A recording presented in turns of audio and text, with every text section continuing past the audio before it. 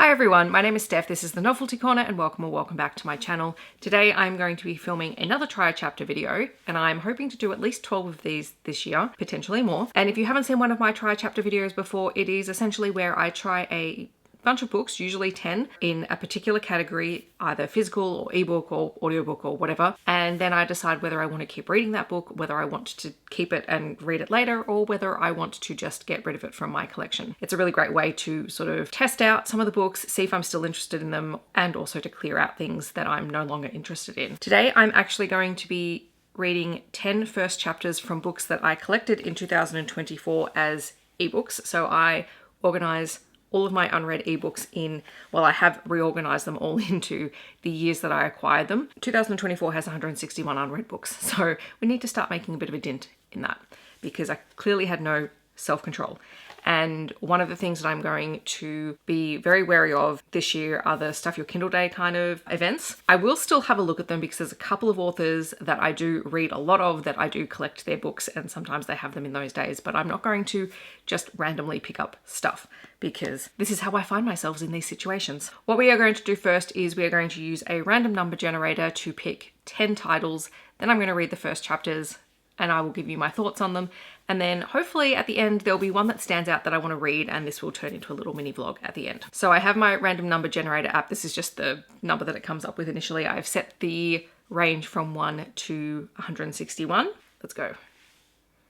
Oh, 160. That will actually be easy to find. Okay, so 160 is False Start by Riley Hart, which is actually a book that I need to read for a project, but let's read the first chapter and see what I think. This is me taking notes. All right, 157. Okay, so this one is See You Again by Rachel O'Rourke. I should also say I've set this so that it doesn't repeat numbers, so fingers crossed that works.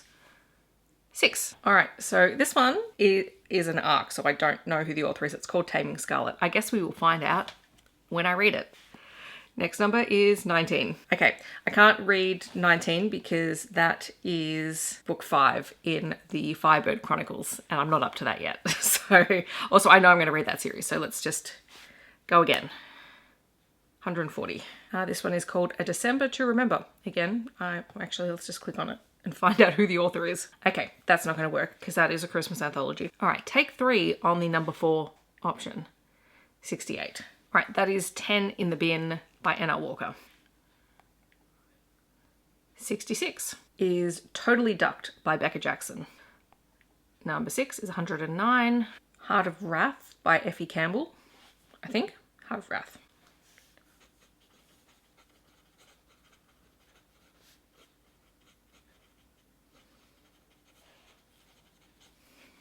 Number 7, 101, is Arson by Tori Ross.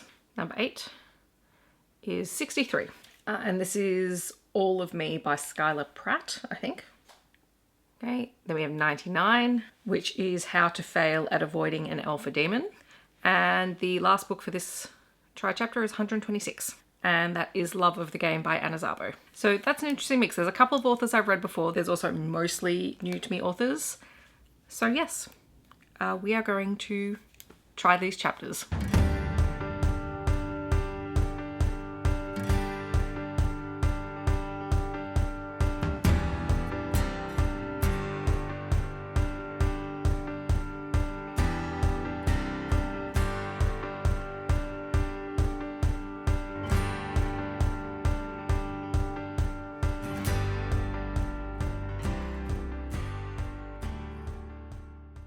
The first chapter of False Start is in Houston's perspective. He is a former NFL player who busted his knee and is no longer playing, and he's on his way to New York for a job interview for an assistant coach position. He's at the airport bar, his flight's been delayed, and while he's there, another professional football player, Kulin, turns up, and he and Houston previously had a secret relationship, and it's the first time they've seen each other in a very long time. They end up having sex in the bathroom and then going their separate ways. Obviously, I haven't been in Cullen's perspective yet. His is the next chapter. In fact, the first chapter is technically a prologue, but it's long enough to be a first chapter, so I'm not reading further than that. It's interesting. They have a really interesting dynamic. So It's obviously an sports romance. I know nothing about NFL. That'll be interesting. That's a potential. I quite like the writing, so I mean, I suppose that's a good start. The next on the list is See You Again by Rachel O'Rourke.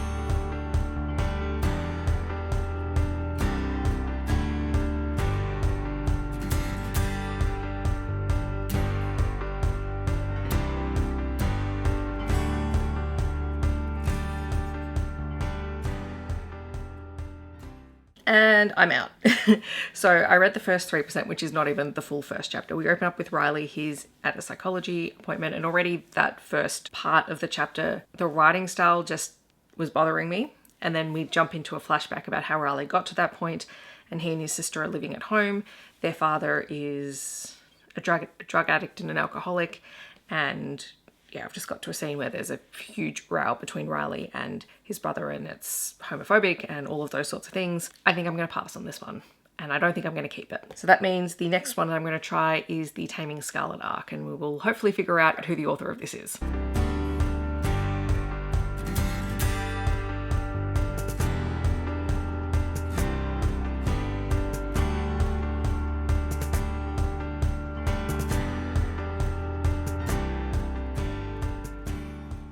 All right, so it's by Jessica Gadziala, and it appears to be a bodyguard romance. I have a fairly strong suspicion where this one is going to go, because I've read a lot of Jessica Gadziala books before, and I've also read a lot of bodyguard romances before. So the first chapter is from Julian's perspective. He is ex-special forces, and he's currently a bodyguard for hire, and he is in a job interview with the father of Scarlet. And Julian goes into this interview and he's thinking that this guy is talking about a child. And no, it turns out that his daughter is 24 and a socialite and social media darling, and just keeps finding herself in situations. But none of the specifics are shared with Julian yet, so he's left to kind of question what kind of things Scarlet is getting into, and he is concerned that this is going to be a nightmare assignment. I mean, I always enjoy Jessica Gadziala. They're always a ridiculous but fun time. The next one is 10 in the Bin by N.R. Walker.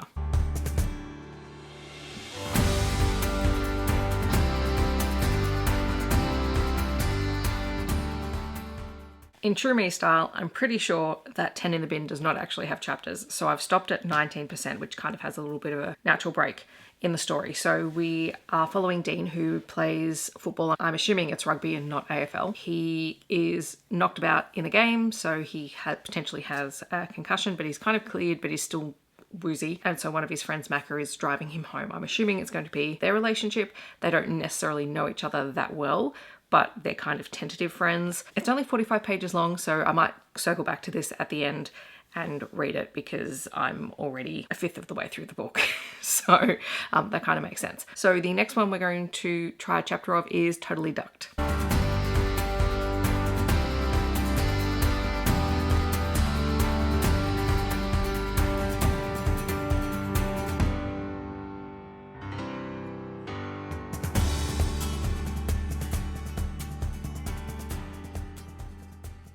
Totally Ducked is an romance by Becca Jackson. It is based around banana ball, which I had to look up. It's a form of baseball. The first chapter is from Ducky's perspective. He is a sports reporter who gets caught with his pants down, quite literally, with the partner of an NHL player, and basically gets taken off NHL because apparently it's not the first time it's happened and he has a bit of a reputation.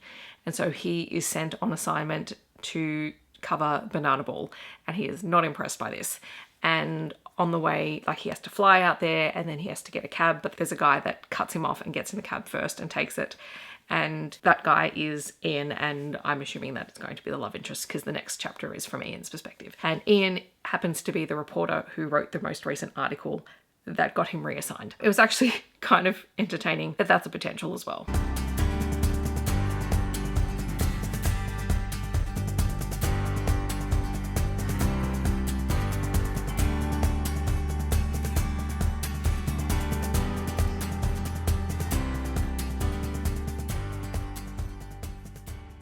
Okay, so Heart of Wrath is a paranormal romance. The first chapter is from Constantine's perspective. They are a demon and they're a reaper, and they've come to a family home. They're reaping a soul, and then they hear the sounds of a girl being attacked by her father. It is incredibly violent and gruesome in the first chapter. I don't have an issue with violent and gruesome. It's only about 150 pages. I might give it another chapter or two and then decide. I'm kind of on the fence of reading or DNFing permanently. I don't know. Yeah, I've got to think about it a bit more. All right, so next on the list is Arson by Tori Ross.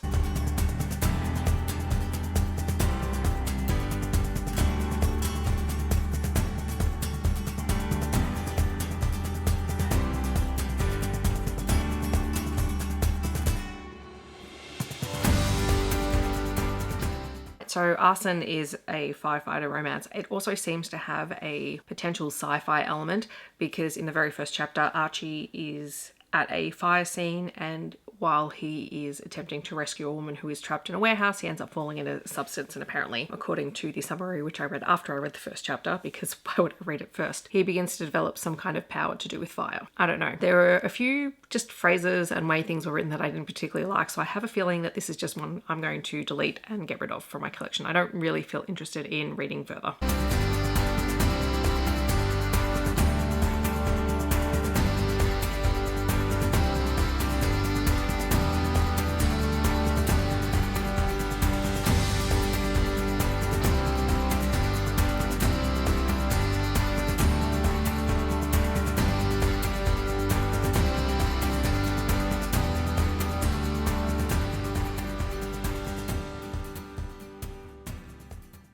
Alright, so All of Me is a hockey romance apparently. The first chapter is from Nick's perspective. He's involved in a car accident. The woman behind him, the one who's caused the accident, is shaken but fine. Her father has just died and that's what's happened. She's admitted that, you know, she was in the wrong. She shouldn't have been driving. She just wasn't in the right state to do it. And the accident's happened, and so she's very apologetic. But I don't know, there was just something about that chapter that rubbed me the wrong way. I can't quite put my finger on it. I think it's just the way that things played out. It seems like the police and the paramedics know who she is, but none of them say anything. This one is potentially just a DNF, which means the next one we're going to try is How to Fail at Avoiding an Alpha Demon. I think that's the title. It's a long title.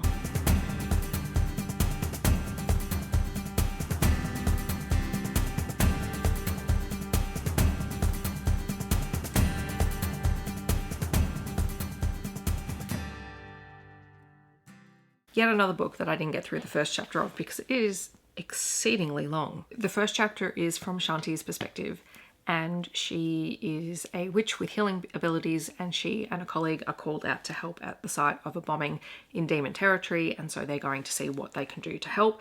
She also has medical degree history, but she also happens to be a psychologist, and then on the same page she says she's a psychiatrist, and even I know there are differences between those two things and that she states both times what she is. So I'm very confused as to what her degree actually is. It's also an Omegaverse story, which is never my favorite to begin with. I can read them, that's fine. But no, that little thing where I'm just like, is she a psychologist or a psychiatrist? Or is she a medical doctor? Or is she a healing witch? Or like, where do we draw the lines? And I know that we can be all of those things, but just a statement that says that she's all of those things in one place instead of dropping them in various places, that would be appreciated. So I think this is going to be a DNF for me. Which brings us to our last book, which is Love of the Game by Zabo.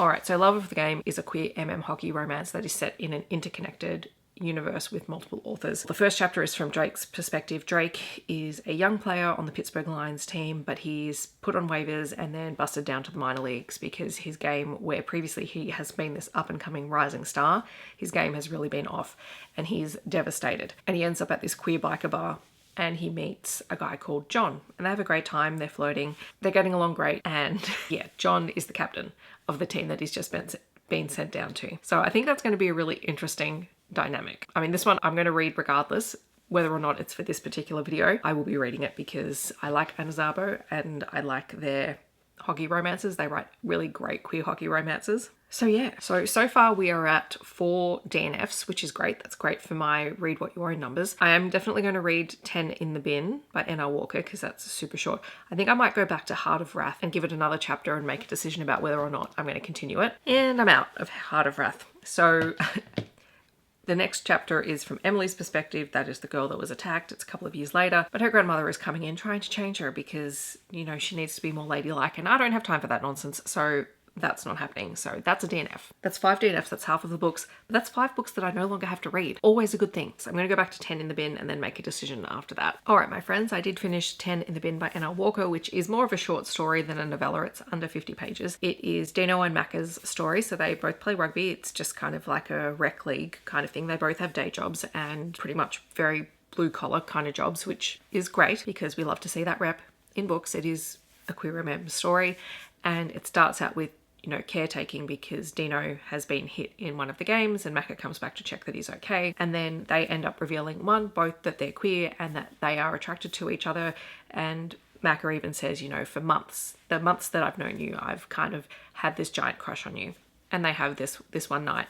And then the next morning, Dino wakes up and Macca's gone and he's totally forgotten that Macca has a day job and that he has to leave. So it's kind of sweet as they work out, you know, the fact that, you know, they do have feelings for one another. They do want to explore where this relationship is going to go. It does touch on the fact that Macca's parents and family weren't accepting of who he is, and so that's obviously caused some conflict. So content warnings for mentions of homophobia in the story, but Dino's family, that we're told, because we don't actually see them because it's a very, very short story, is that they, you know, embrace and welcome Macca into the family. And it's very sweet and lovely and just a really quick short read. And I think I'm going to leave the vlog there. I could read another book, but I can also just read it anytime this month. So final totals are 5 DNFs. Hi everyone, a quick update from editing Steph. It's actually technically 6 DNFs because since filming this video, I've also DNF'd Taming Scarlet after another chapter because I was just like, no, I'm out. So 6 DNFs total. 1 book read, and the other 4 I'm very interested in continuing at some point. I just need to find the time to do that. That is my try chapter for my 2024 folder. The next try chapter I'm planning on doing is going to be a Starjar try chapter. I also have unread Kindle folders from 2018 until 2025. The 2018 one does not have enough books in it for a try chapter video, but I have another project for that. So yeah, you'll probably see another one of these Kindle ones in the coming months. Let me know if there is a particular year of acquisitions that you would like to see. If you just want to let me know that you're here but you don't want to leave a comment, feel free to leave a book stack emoji, and I will see you guys in my next video. Thanks so much for watching. Bye everyone.